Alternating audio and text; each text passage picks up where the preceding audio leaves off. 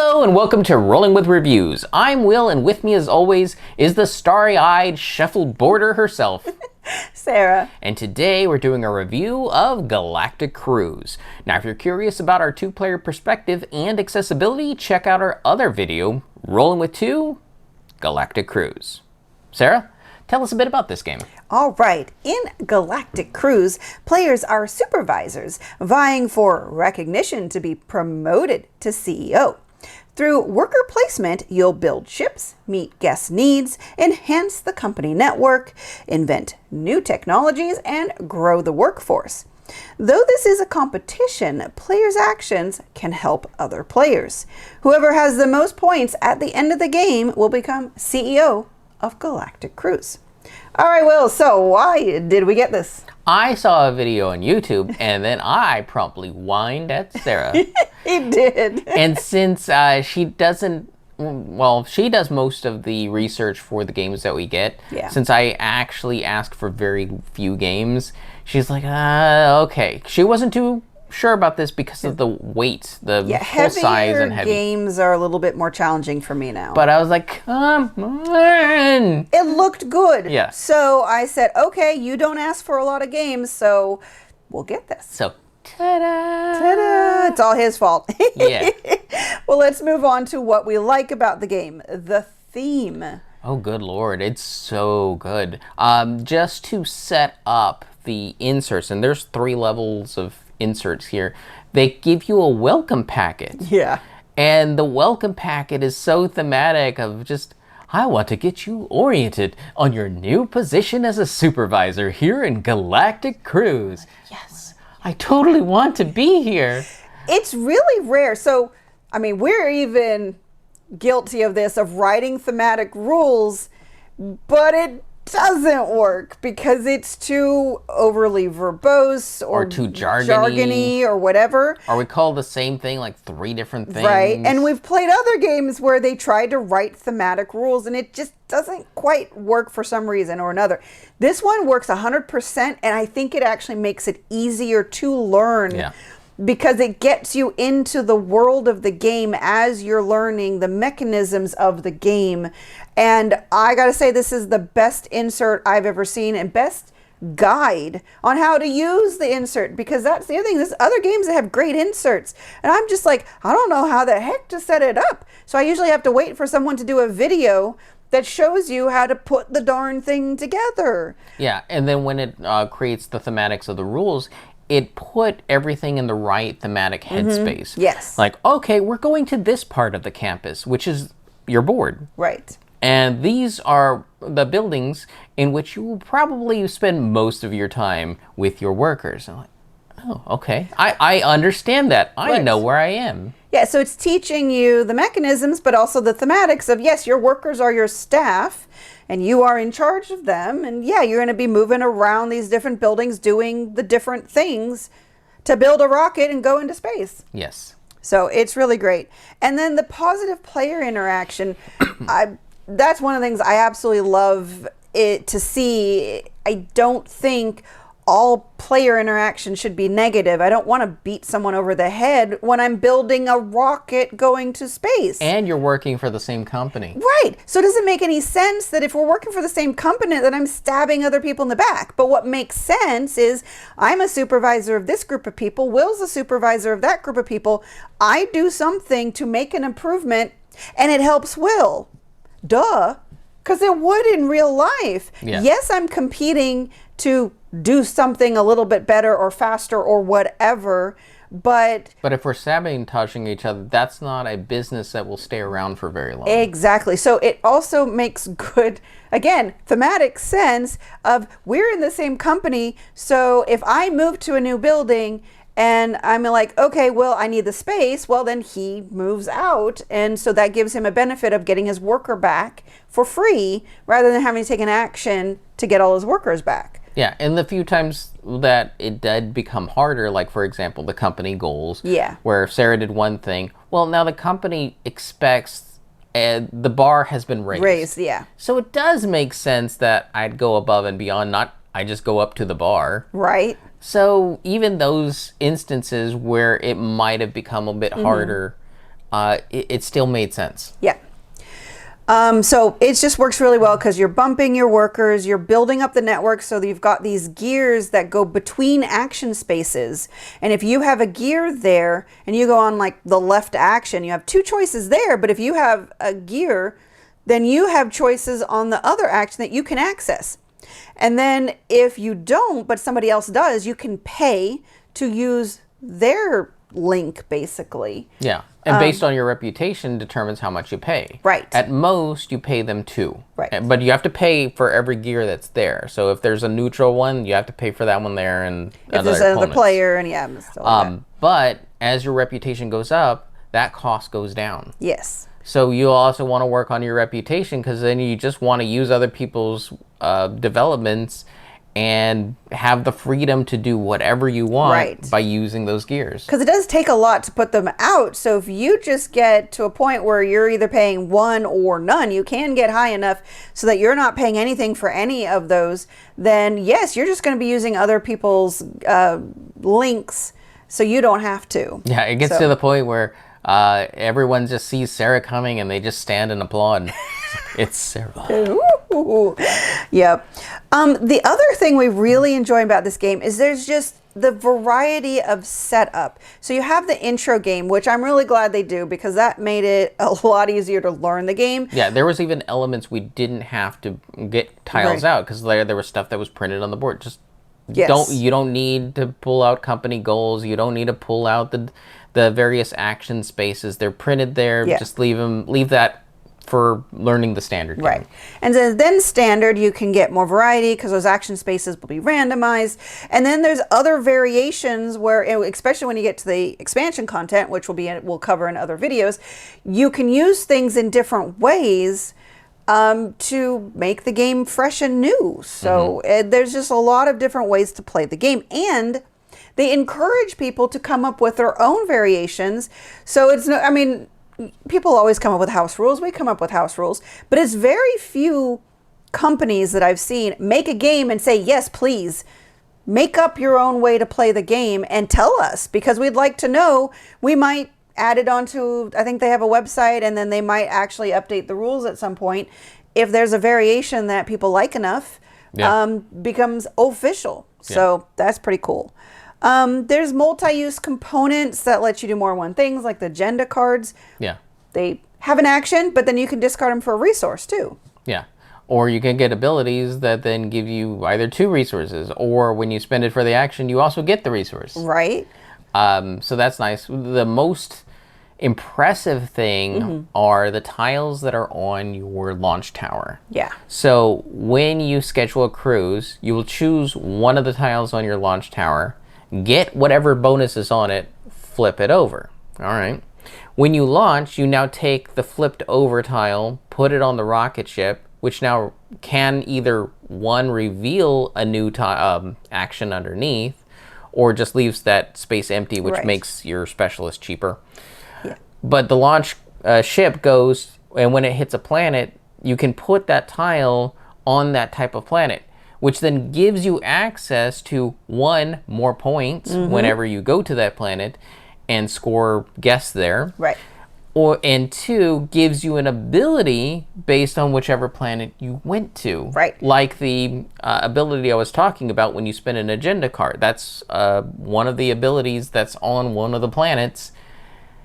And that's all just from one tile getting moved around in different spaces. Yeah, and those are really fun to have that asymmetric feel to it, is having those different planet abilities. Unfortunately, you don't get to them till later in the game because it takes a little bit to get to even your first launch. But it's there and it's really cool. Yep. And lastly, we really like the component quality of everything. Now, we did get the upgrade pack for the money and ads.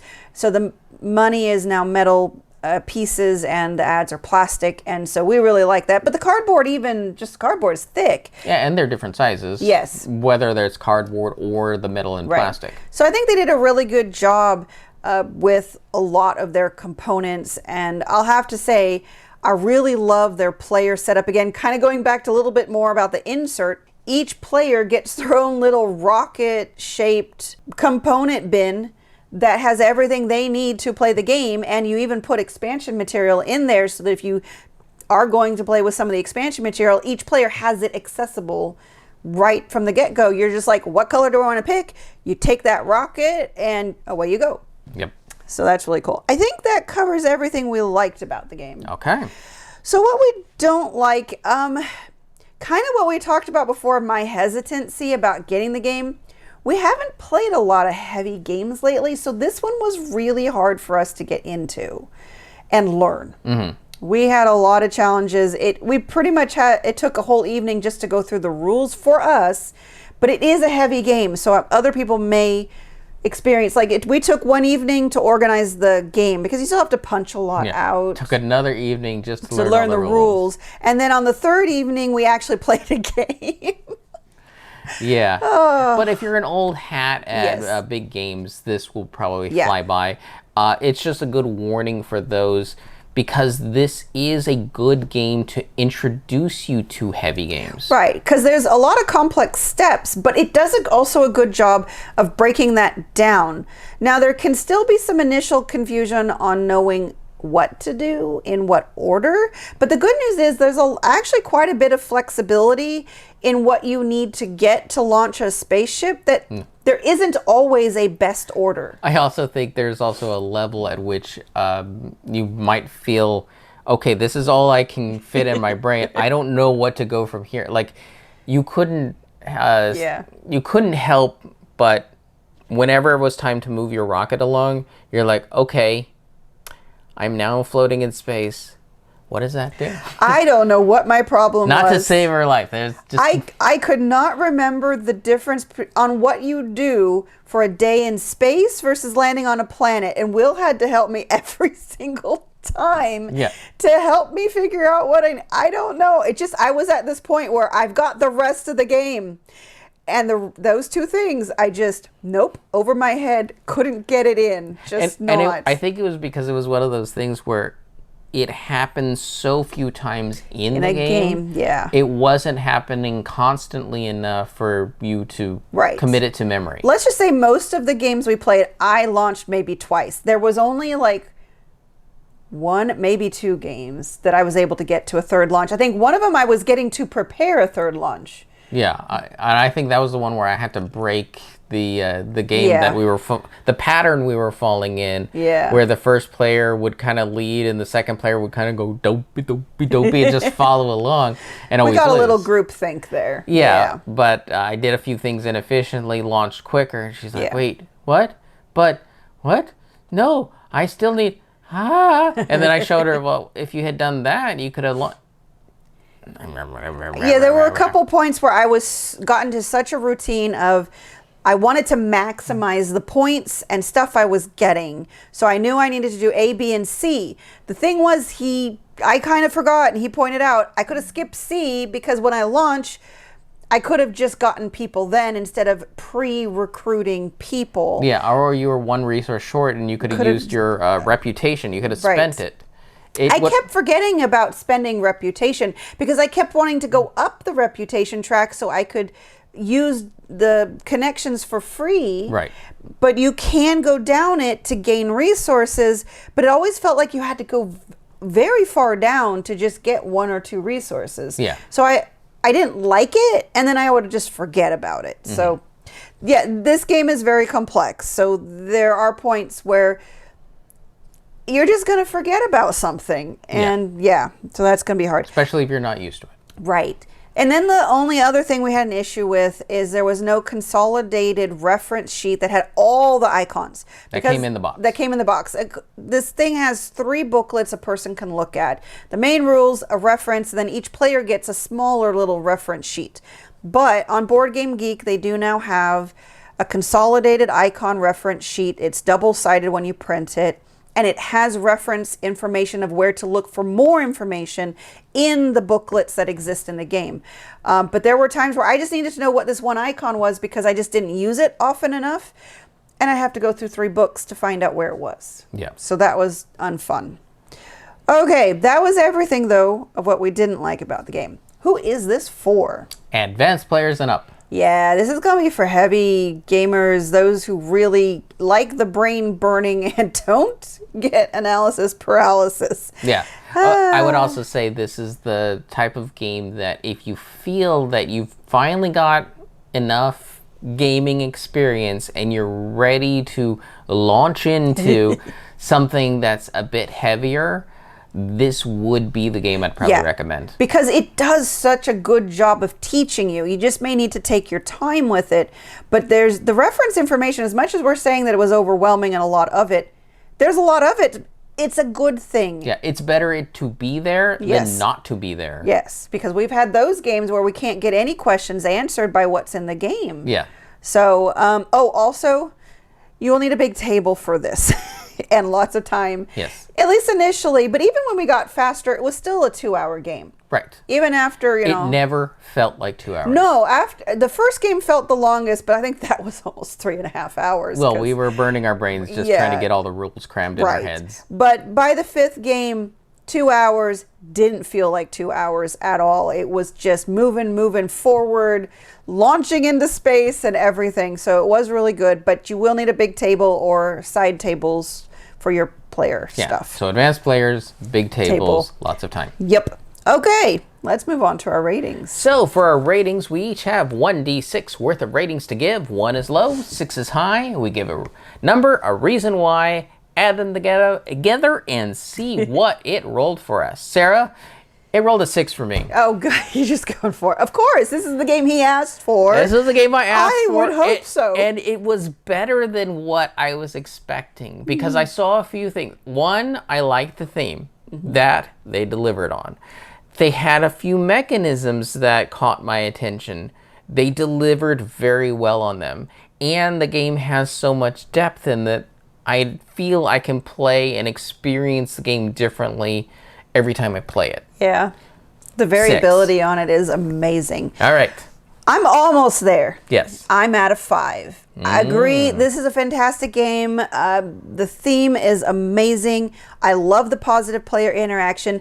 I actually like the 2-player bot. And those who've watched this channel for a while know that I do not like most 2-player bots. Why do you think we have Nanaman? Because he's so cute so that Sarah wouldn't just throw him across the room. That is true. Yes.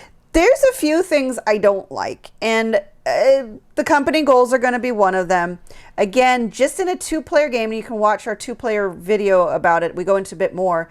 The difference between that first person who gets the goal and the second person feels like a big difference in a 2-player game. And so if I were going to make a variant, I would just have the group, or in this case, both of us, choose a threshold. So it has a couple different numbers on there. We would just put the marker next to the number, and then anybody who gets that would then meet the goal and put a cube out. And so it would stay stagnant for everybody for the whole game. Kind of like if you want a shorter game, Yeah. put it on the lesser goal. Right. If you want a longer game, put it on the higher. Right, because that would affect it, because getting those goals done. That would be a variant you could submit to the company. That's a good point, because it's not just for me on terms of equalizing it. It would change the speed of the game. Yeah. So that's one thing. And then in general, I am not great with race to the finish games. I am a turtle. Will knows this. So anytime he plays a game where he's like, I'm going to break away from groupthink and do crazy stuff. In other words, play the game? I play the game too. Yeah. I just play. But you get in line, you say. Yes. So No, anyways. you'll roll. Again, I prefer games that have a set number of rounds, so we have the same number of actions in the same time space to get it all done. But having said that, I still really enjoy the game. I love the variability. Even with not remembering some steps and some things, thankfully Will's very helpful. I highly enjoy this game, and highly recommend it. Yeah, 5 is a crazy high score based on elements that are in this game that she normally just absolutely hates. Yeah. I really don't like race to the finish, and there's very few that I rank really high, and it's because the rest of the game is just so amazing that I'm like, yes, Will, you want to play Galactic Cruise? I do too. Maybe I just kind of have to like recognize that you're going to win, but I'm going to have fun going along the ride. there we go. All right. 11 out of 12. That's a fantastic score for a game that could have so many potentially things wrong. The bot. Yeah. But they did great. They did fantastic. So. All right. And Sarah. Yes. When it comes to this threshold variant of yours. Okay. What would you call it thematically? Oh, God. You'd ask me to come up with something thematic. Yes. I don't know. Plan A or Plan B? That's pretty clever. I like that. Okay. Yeah. I'd probably call it company directives. Oh, okay. I like that much. Well, I mean, it's already called company goals. Yeah. So in this case, instead of just being goals, it's a directive. Everyone should try to get. But I do like Plan A or Plan B. It was the best that my brain could come up with. That's pretty. What would you call it? Tell us in the comments below. And we've been rolling with reviews. If you have any questions, comments, or concerns, you can reach out to us on the various social media platforms at Rolling with Two. That's TWO. We're on Blue Sky, Facebook, Twitter, and Instagram. For Discord, we have a channel on Tabletop Express. Check the show notes for the invite link. If you have time, check out the other content Nanaman has found for you, because remember, he's rolling with you.